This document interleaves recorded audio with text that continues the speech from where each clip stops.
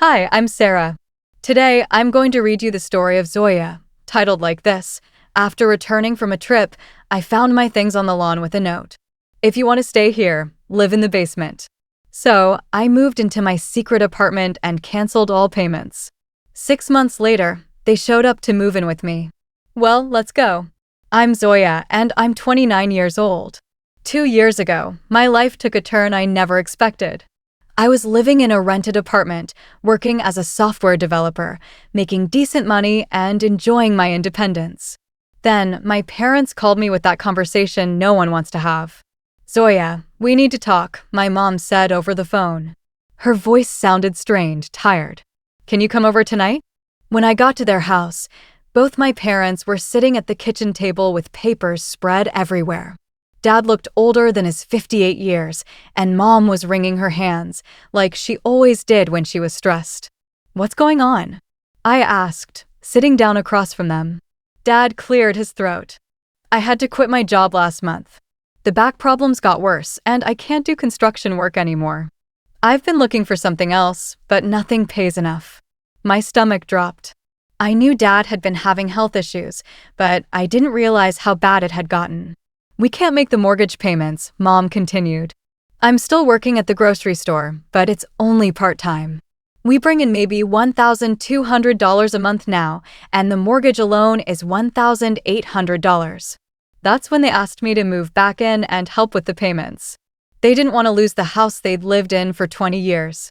I looked around at the kitchen where I'd eaten breakfast every morning as a kid, at the living room where we'd watched movies together, at the backyard where Dad had taught me to ride a bike. "Of course," I said. "I'll help." So, I gave up my apartment and moved back into my childhood bedroom. It felt weird at first, sleeping in the same room where I'd done homework and had sleepovers with friends. But I set up my computer in the corner, got a good internet connection, and made it work. Most of my job was remote anyway, so it didn't matter where I lived. The arrangement worked out better than I expected. I made good money as a developer, around $85,000 a year in salary. But the real money came from bonuses. Every time one of my programs got sold to a big tech company, I got a percentage. Some months, I'd make an extra $10,000 or $15,000 just from those bonuses. I used my regular salary to cover the mortgage, utilities, groceries, car insurance, and other family expenses. It wasn't a burden because I was used to living on that amount anyway. But here's what my family didn't know: I was putting every single bonus into a separate savings account. I never told them about the bonus money, not my parents, not my older brother Marcus, who lived across town with his wife Sandra and their 2 kids. I loved my family, but I knew what would happen if they found out about my real income. They'd find ways to spend it. Marcus was always asking for money. "Hey, Zoya, can you lend me $500? Tommy needs new soccer cleats and Sandra wants to redo the kitchen." Or, "Zoya, Sandra's mom needs surgery and we're short on the medical bills." I helped when I could from my regular salary, but I kept quiet about the bonuses. In 2 years, I'd saved up almost $180,000. I was planning to buy my own place soon, maybe a nice condo downtown. Everything was going smoothly, except for family dinners. Marcus and Sandra came over every Sunday, and those meals were torture. Sandra had never liked me, and she made sure I knew it. "Zoya, what is that shirt?" Sandra would say, looking at me like I'd crawled out of a dumpster. "You dress like you're still in high school. Don't you care about _MPI system, about your appearance?" Marcus would laugh. "Sandra's just trying to help you, sis. She knows about fashion." The worst part was watching Sandra show off clothes she'd bought with money Marcus had borrowed from me. She'd parade around in a new designer dress, talking about how important it was to invest in quality pieces. I usually escaped to my room as soon as I could, claiming I had work to do.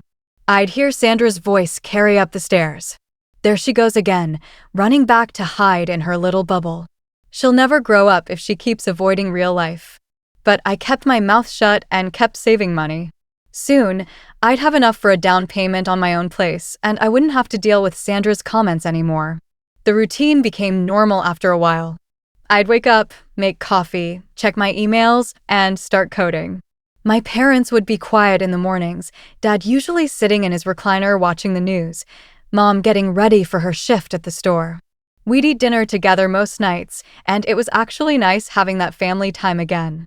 But then Sunday would come around, and Marcus would pull up in the driveway with Sandra and the kids. 8-year-old Tommy and 6-year-old Emma would burst through the door, and Sandra would follow behind, already looking for something to criticize. "Oh, Zoya, you're wearing that old sweater again," she'd say, not even bothering with hello. "Don't you have anything that fits you properly?" I'd look down at my perfectly fine sweater, the one I'd bought just last month. "It's comfortable," I'd say. "Comfortable isn't everything," Sandra would reply, smoothing down her own expensive blouse. "A woman needs to make an effort." The kids would run around the house, and Sandra would plant herself on the couch like she owned the place. She'd start telling my parents about her latest shopping trips, her yoga classes, her friends' drama. Meanwhile, Marcus would be in the kitchen with Dad, talking about sports or complaining about his job. "Marcus is working so hard," Sandra would announce. "He deserves a promotion, but his boss doesn't appreciate him." I'd bite my tongue, remembering all the times Marcus had called me asking for money because he'd been passed over for a raise or bonus. He was a good guy, but he wasn't the most reliable employee. Sandra, however, made it sound like he was the hardest worker in America. The worst part was when Sandra would start giving me life advice. "You know, Zoya, you should be dating, having fun, maybe thinking about starting a family of your own." What she didn't understand was that I was perfectly happy with my life. I had a good job, I was helping my parents, and I was building a future for myself. I didn't need her approval or her advice. I needed a break from the family drama. So, I visited my friend Jessica at her country house for the weekend. When I came back Sunday night, I saw too many cars in the driveway and lights on in every room. I walked up to the front door and saw toys scattered on the porch. I opened the door to chaos. Tommy and Emma were running around the living room, Marcus was carrying boxes upstairs, and Sandra was directing everything like she owned the place. "What's going on?" I asked, standing in the doorway with my overnight bag. Everyone stopped and looked at me. My parents came out of the kitchen, looking guilty. Marcus set down his box. "Hey, sis, so there's been a change of plans. I lost my job, and we can't afford rent anymore." I looked around at all the boxes and furniture. "So, you're staying here? Just temporarily?" Marcus nodded. "Until I find something new." Sandra walked over with her fake smile. "We really appreciate you letting us stay here. Of course, we'll need to make adjustments to the sleeping arrangements. Your room would be perfect for the kids. You can move into the small room at the end of the hall." "I'm not moving out of my room," I said firmly. "I work from home. I need my computer set up and good internet." Sandra's smile got tighter. "Well, I think the children's needs should come first. And I'm the one paying the mortgage and bills," I shot back. Sandra crossed her arms.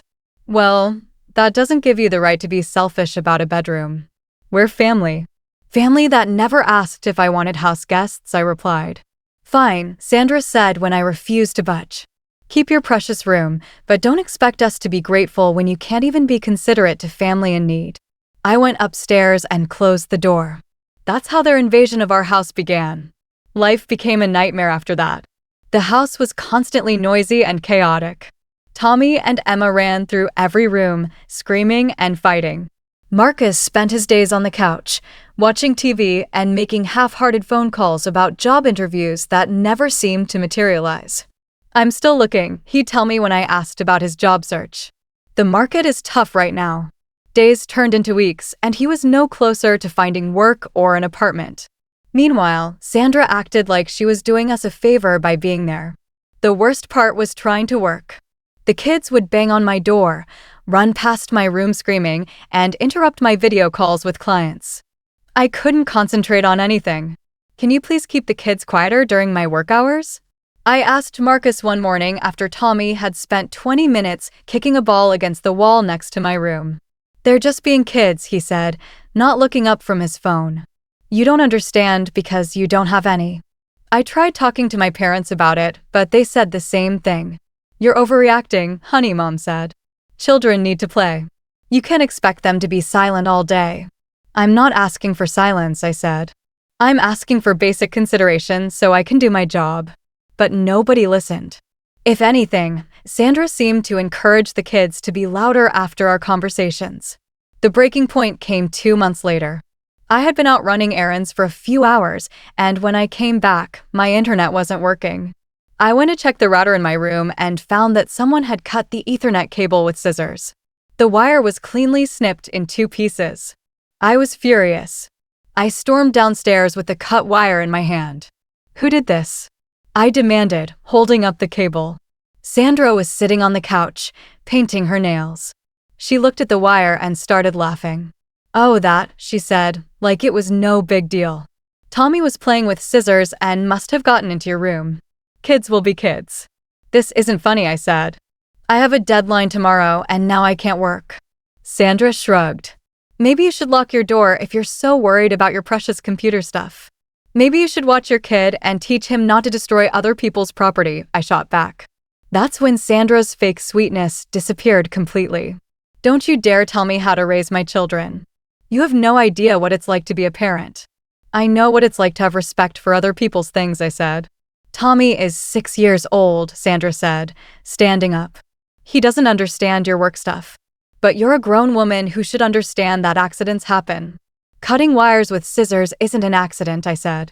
"It's destruction." Marcus came into the room then, along with my parents. When I explained what happened, I expected them to back me up. Instead, Marcus just sighed. "Look, sis, I'm sorry about your internet, but Sandra's right. You don't have kids, so you don't get how hard it is to watch them every second." "I'm not asking you to watch them every second," I said. "I'm asking you to teach them not to come into my room and break my things." "Boys his age are naturally curious," Mom said. "You used to get into everything when you were little." "I never destroyed anything with scissors," I replied. Dad nodded along with everyone else. "You're being too harsh, Zoya. It's just a wire. You can buy a new one." I couldn't believe it. My own family was taking Sandra's side over mine, and I was the one paying for the roof over their heads. After that fight, everything changed. My parents barely spoke to me anymore. Marcus avoided me completely. Sandra would smirk whenever she saw me, like she'd won some kind of victory. The house felt cold and hostile. I spent most of my time locked in my room, trying to work around the constant noise and chaos. This was supposed to be temporary, but it felt like it would never end. Then I got the bonus I'd been waiting for. One of my programs had been sold to a major tech company, and the payment was huge, almost $60,000. It brought my total savings up to nearly $240,000, more than enough for what I'd been planning. I'd been secretly working with a realtor for months. Dave Patterson, a friend from college who'd gotten into real estate, had been keeping his eyes open for the right place. I wanted something modern, quiet, and completely mine. "I think I found it," Dave called me 3 weeks after the bonus came through. 2-bedroom condo downtown, great building, perfect for someone who works from home. "Want to see it?" The apartment was everything I dreamed of: floor-to-ceiling windows, hardwood floors, and a separate office space where I could work without interruption. The building had a gym, and best of all, no screaming children. "I'll take it," I told Dave before we'd even finished the tour. The paperwork moved fast. I put down $100,000 and got approved for the mortgage easily. My income and credit score were excellent, and I was buying well within my means. Within 2 weeks, I was signing the final documents. I was officially a homeowner. I had my own place, my escape route from the chaos at my parents' house. The keys were in my hand, but I decided not to tell my family yet. I wanted to have a plan before I made my move. That's when my boss called. "Zoya, I have an opportunity for you," Jennifer said. "There's a programmers conference in Seattle, 2 weeks, all expenses paid. Some of the biggest names in tech will be there, and I think you'd get a lot out of it." I looked around my room, listening to Emma crying in the hallway and Tommy banging on something downstairs. 2 weeks away from this house sounded like paradise. "I'll take it," I said. When I told my family I was leaving for a business trip, they barely reacted. Nobody asked where I was going, what the conference was about, or when exactly I'd be back. They didn't seem to care at all. The conference was amazing. I met other developers and felt like myself again for the first time in months. I stayed in a quiet hotel room where nobody bothered me. I didn't call home once during those 2 weeks, and more telling, nobody called me either. When my flight landed, I took a taxi home. The taxi pulled into the driveway, and I immediately knew something was wrong. I got out with my suitcase and saw garbage bags scattered across the front lawn. As I got closer, I realized they weren't garbage bags, they were my things. My clothes, my books, my personal belongings, all stuffed into black trash bags and dumped on the grass like actual garbage. I walked up to the front door and knocked. I could hear voices inside, then footsteps. The door opened, and there stood my whole family: Mom, Dad, Marcus, and Sandra. They were all looking at me like I was an unwelcome visitor. "What is this?" I asked, pointing at the bags on the lawn. Mom looked uncomfortable, but Sandra stepped forward with that smug smile I'd grown to hate. "We've made some changes while you were gone," Sandra announced. "The kids needed more space, so we converted your room into a proper playroom for them." I stared at her. "You what?" "The children are growing, and they need a place to play safely," Mom said, not meeting my eyes. "We fixed up the basement for you. It's actually quite nice now." I remembered the basement, dark, damp, with tiny windows near the ceiling and concrete walls. It smelled like mildew and had terrible cell phone reception. "It's been completely cleaned," Dad said. "We put in a bed and everything." Sandra was practically glowing with satisfaction. "Of course, if you don't like the arrangement, you're always free to find your own place. You're 29 years old, after all. Most people your age don't live with their parents." I looked at my parents, waiting for them to say something, to stand up for me, to acknowledge what I'd been doing for them. But they just stood there, avoiding eye contact. Then I did something that surprised even me. I smiled at them, a real, genuine smile. "You know what?" I said cheerfully. "You're absolutely right, Sandra. I should find my own place. But I'm curious, how exactly are you planning to pay the mortgage without my money?"